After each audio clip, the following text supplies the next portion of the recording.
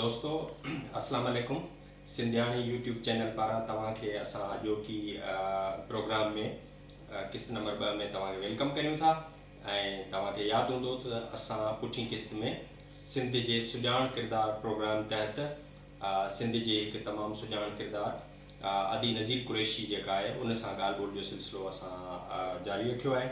पुठी किस्त में असां अदी नज़ीर कुरैशी सां संदसि जेका ठठे जी ज़िंदगी हुई उन दौरान जेके वाक़िया हुआ जेके शयूं हुयूं उन्हनि जे बारे में ॻाल्हि ॿोल थी। अॼु असां ॻाल्हि जो सिलसिलो उतां ई शुरू था करियूं जिते असां गुज़िरियल किस्त में ख़तमु कयो। अस्सलाम वालेकुम अदी नज़ीर। अॼु हाणे पाण पंहिंजी ॿी किस्त में वरी ॻाल्हि खे उतां ई शुरू था करियूं जिते पाण गुज़िरियल किस्त में छॾियो। तव्हां ॿुधायो पिए त तव्हांजी शादी थी हुई, थोरो हाणे शादी जे बारे में तव्हां ॿुधायो, जेके रस्मूं थियूं, शादी थी ऐं उनखां पोइ जो जेको सॼो सिलसिलो कीअं रहियो?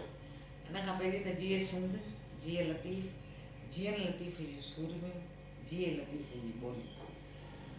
ऐं इहो मुंहिंजो हिकिड़ो आहे, जीअं शुरूआति कंदी आहियां कंहिं बि शइ जी त लतीफ़ खे ज़रूरु आणींदी आहियां। लतीफ़ साईं चयो आहे त सदाए थी सबका बुख न बसे का जे ये ते ये ज़ात जी जुंबश न आहे जा मूंसी हले सा जा जी वठो। हाणे त पाण अचूं था त मुंहिंजी शादी जेका थी, ठीकु आहे। हिकिड़ो त मूं तव्हांखे ॿुधायो त कैटेगरीज़ जेके हुयूं, ज़ाहिर ख़ानदानी टच ऐं कोरिका टच जेके हुआ उन मां निकिरी ऐं ज़ाहिर त आउं हाणे प्योर ख़ानदानी थी वयसि। मुंहिंजी शादी खानदान में थी, हाणे मुंहिंजो पंहिंजो ख़ानदान थी वियो। त हाणे उते जेको हो हिकिड़ी जीअं शादी थी वई नंढी उमिरि में, हिकिड़ो शौक़ु 14 सालनि जी उमिरि जेका थी उन में शादी थी। मूंखे यादि आहे सख़्तु गर्मियूं हुयूं, मींहं पियो वसिया कहर जा, तॾहिं असांजी शादी थी। सो पोइ शायदि जून जुलाई जो ई महीनो हो लॻे थो, मूंखे यादि कोन्हे पर अंदाज़नि चवां थी। त पोइ जॾहिं आयासीं त उते हिकिड़ा नवां माहौल, नवां घर, गॾियल फैमिलियूं, कंबाइंड फैमिलियूं, जंहिंमें मुंहिंजी ससु हुजे, छाकाणि त असांजूं 2 ॿारनि जूं गाॾियूं शादियूं गॾु थी वयूं। अच्छा, माना मुंहिंजो घर वारो ऐं हुनजो नंढो ब्रदर, नवाज़, उनजी ऐं हिननि जी शादी गॾु थी। त असांजी ॼण 2 शादियूं हुयूं। त उन्हनि खे जेके हुआ मुंतज़मीन जेके ख़ानदान, उन्हनि खे माना 2 शयूं कवर करणियूं पयूं।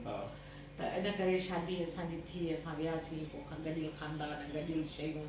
हाणे हूअ त जेका ॿी मुंहिंजी नंढी ॾेराणी हुई उहा त अॻे ई हुननि जे ख़ानदान सां हिकिड़ी अटैच हुई, उनखे त उन्हनि जे माहौलनि जी सॼी ख़बर हुई।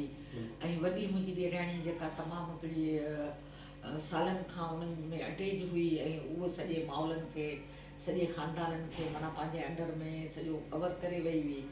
ऐं ॼण उन्हनि में हिकिड़ी ओपरी ऐं हिकिड़ी ना सम्झ, हिकिड़ी ॿाराणी तबियत, हिकिड़ी नेचर सम्झ में न पियो अचे त मुंहिंजी शादी थी हाणे मूंखे करणो छा आहे, करणो छा आहे। ऐं शादी थी, मुंहिंजे घर वारे जी जॉब हुई हैदराबाद में। मूंखे यादि आहे त उहा अचर ते असांजी शादी थी, सूमर ते उनजी वर्किंग डे हुई, सुबुह साण वियो हली वियो पंहिंजी जॉब में। हिकिड़ो ॾींहुं हुन मोकल कान कई शादी जे करे, हू वियो हली हो।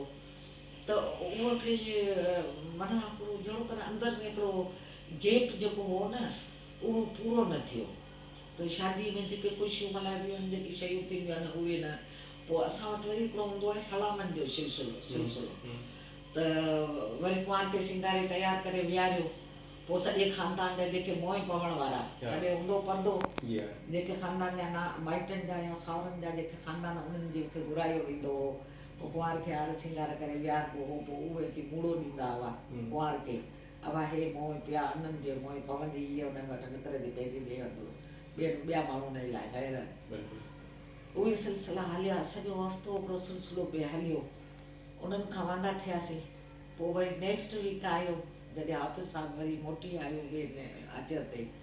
त उन खां पोइ हिकिड़ो वरी माना हिकिड़ो ख़ानदानी, मूंखे ख़बर कोन पई पई त ख़ानदाननि में ॿियनि धार्मिक माण्हुनि सां माण्हू पाण खे एडजस्ट कीअं करे। छो जो आउं हिकिड़ी माना बेड़ाक नेचर रखंदड़, ऐं उनखे यकदमि जो ब्रेक लॻी वियो, ऐं उन ब्रेक खे आउं कीअं फेस करियां, ॻाल्हाए न पई सघां, रुॻो पई वात पाड़े विहारियां त मूंखे थी छा वियो आहे।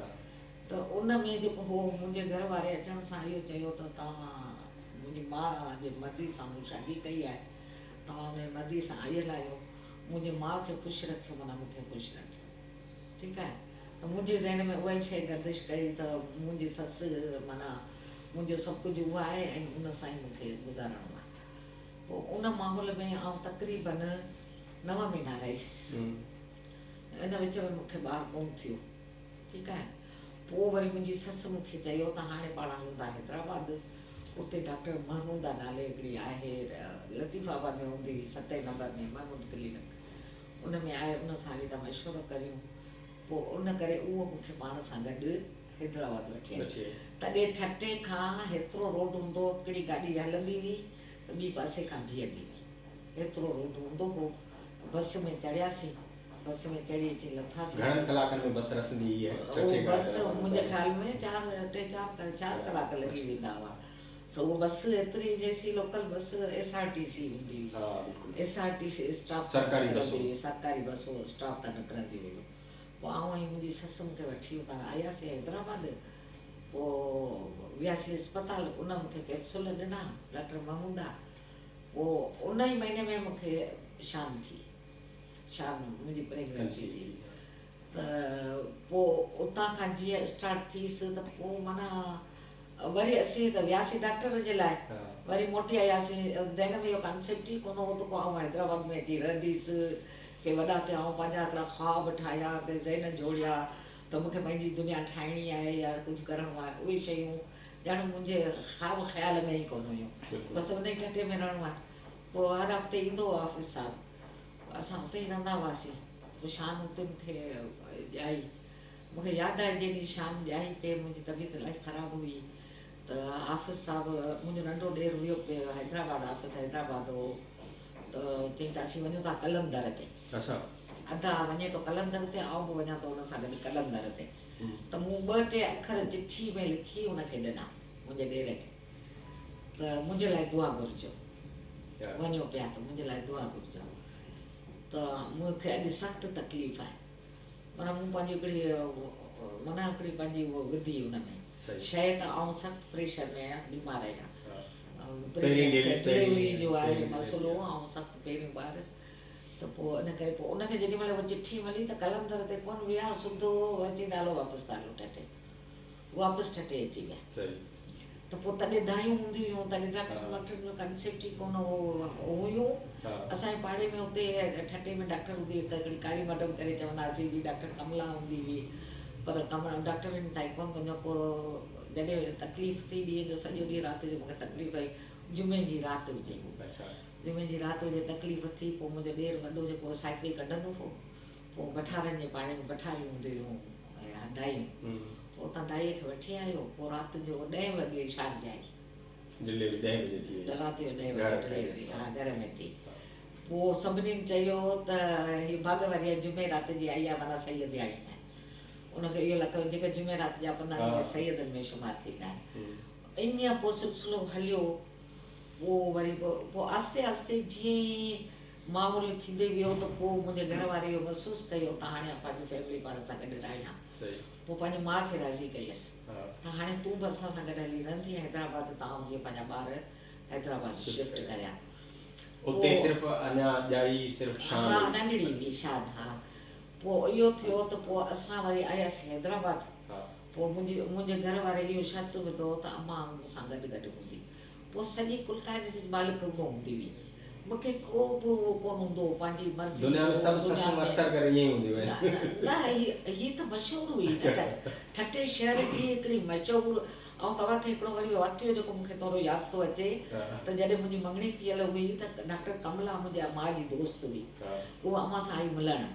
त मुंहिंजे अम्मा ॿुधायोसि त हिन जो मङणो करायो आहे फलाणी फरमी मुलई जे पुट सां। त चई त तूं पंहिंजी धीउ जी दुश्मन थी ऐं हिन ॿारड़ी खे त उन औरत जे हवाले कयो आहे जेका ठटे जी नामी गिरामी औरत आहे, सख़्तु मिज़ाज। तूं पंहिंजी धीउ मां बेज़ार हुई ऐं छा जो तूं पंहिंजो रिश्तो हुन सां करायो आहे। माना इहे लफ़्ज़ मूंखे यादि था अचनि उनजा। पर पोइ हिकिड़ो उन माण्हू सां ई निभाइणो हो। पोइ हलियासीं। उहा मुंहिंजी ससु ख़ैर मूंखे भाईंदी हुई, आउं भाईंदी हुअसि। मूं कॾहिं ससु हुनखे न सम्झो, मूं कॾहिं हुनजी इंसल्ट न कई। मूंखे अॼु राति मूं फिज़ा खे पे चयो, मूं चयो मूंखे यादि कोन थो पए त कॾहिं को मूं पंहिंजी ससु जी का एॾी का तोहिन कई हुजे या मुंहिंजी इंसल्ट कई हुजे।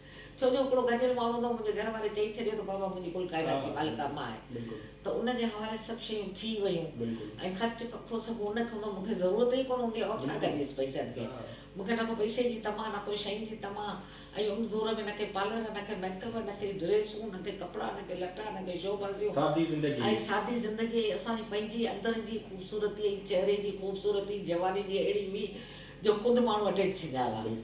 असांखे न मेकअप न शोबाज़ी जी ज़रूरत ई कोन हुई, मेकअप हूंदा ई कोन हुआ।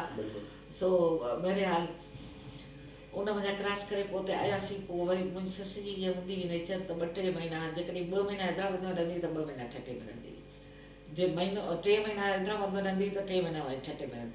पोइ हर दफ़े असांजी लड़ बलाड़ थींदी हुई, माना हिते हैदराबाद में ईंदासीं टपड़ मेड़ींदा हुआसीं, वरी वेंदा हुआसीं त वरी उन वक़्त में बसि कारूं कंदा हुआसीं, तॾहिं 130 रुपयनि में कार थींदी हुई हैदराबाद खां ठटे ताईं।